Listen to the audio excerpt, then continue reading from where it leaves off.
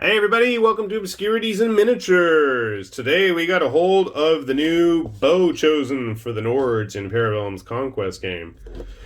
So, I was really curious about these because supposedly every model in this box is supposed to be their own unique figure. But also, resin.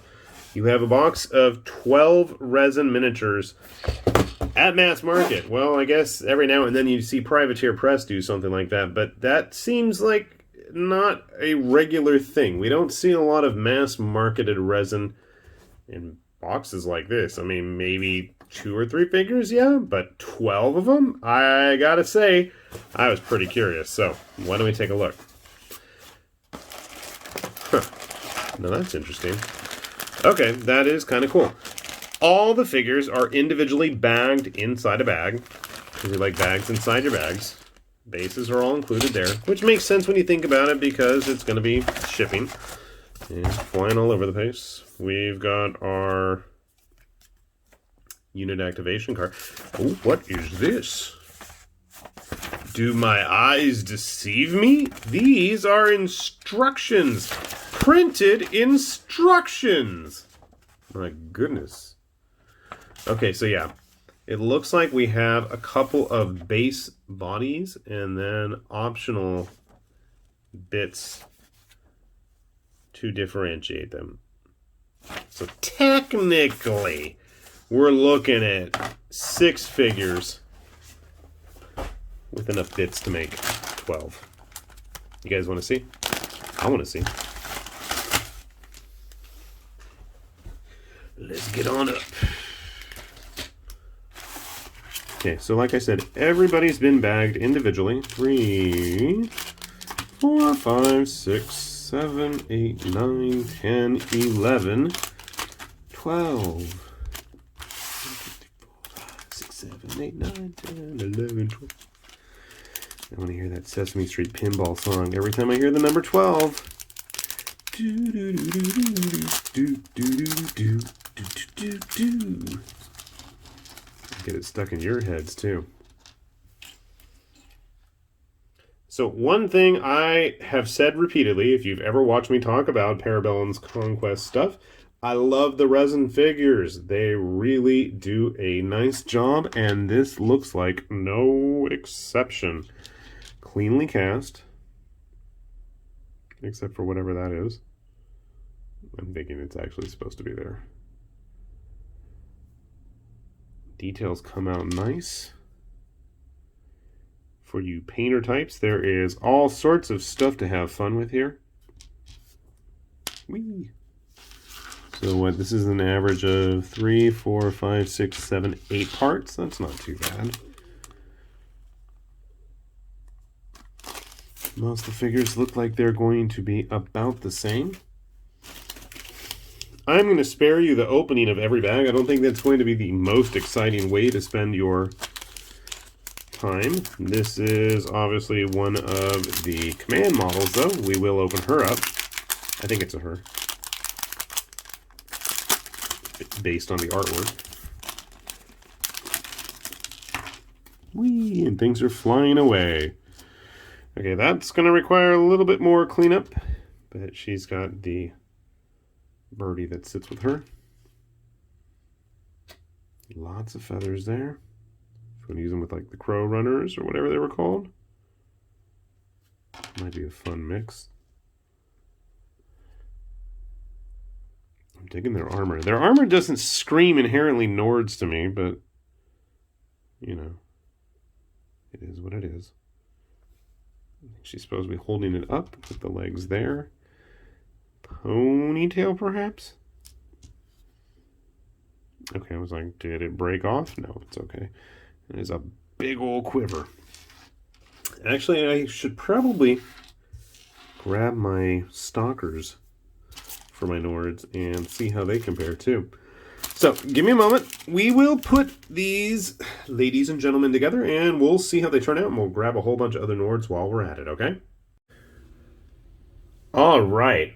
I have put together all of our Bow Chosen. It wasn't super complex, but nary a base is to be had amongst them at the moment, unfortunately. I don't know where I put any of my bases. I was cleaning up the table here, and there's no bases in sight. What was I thinking? I don't know.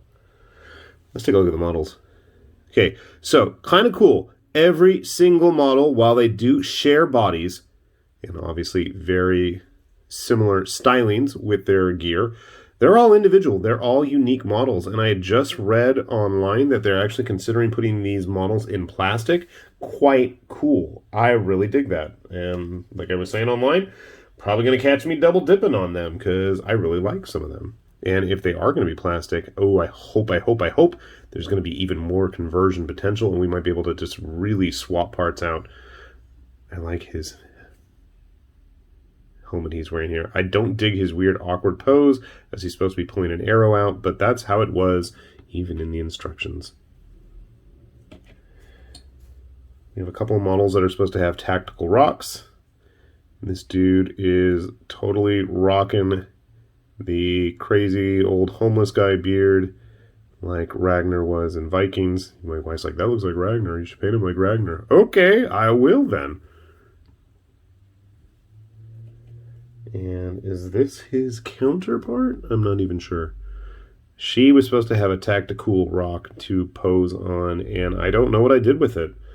At least that's something relatively easy to replace. Also, interestingly enough, this is a pretty good set of mixed gender models. You have a pretty... oh, maybe this is the same body. Here we go.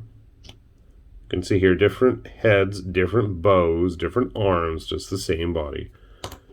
Why she got glued to her little rock, I don't know. They both want to fall over. That's okay. They're not glued on anything yet.